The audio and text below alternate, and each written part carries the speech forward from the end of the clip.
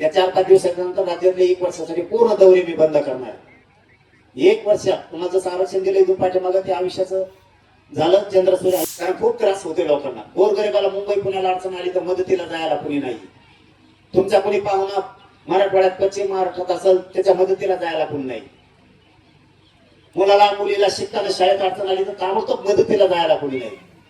आपण आता मी समाजाला सांगितले या 4-5 दिवसानंतर राज्यातले 1 वर्षासाठी पूर्ण दौरे मी बंद करणार.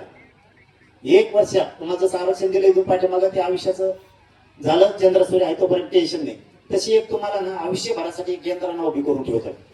महाराष्ट्रातल्या कोणत्या कोपऱ्यात अडचण आली तर 15 मिनिटात मदतीला माणूस आला पाहिजे. तुमच्या 15 मिनिटात कुठं महाराज लोकांना अडचण येते मदतीला कुणी नाही. नोकरीत आपला एखादा अधिकारी आहे त्याला अडचण आली मदतीला कुणीच नाही. आरोग्य विभागात आपला कुणीतरी मदतीला कुणी नाही.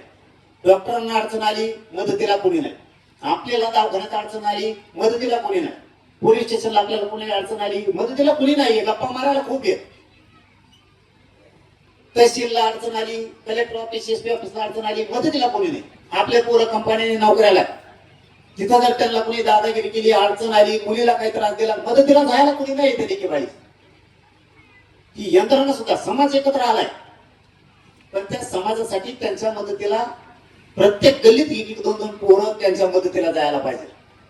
ती एक यंत्रणा तर 1 वर्ष लागणार आहे मला ती उभी करायला. ती उभं करायसाठी सुद्धा मला 1 वर्ष आता तुम्ही मोठ्या मनानं मोकळे सोडा. कोणाच्या लग्नाला आलो नाही सप्त्याला आलो नाही तर घुसू नका गाड्या.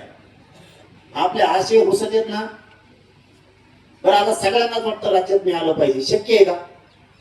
तर मग ते लग्नावाले तिथं मांडी घालून पडले 2 पायावर.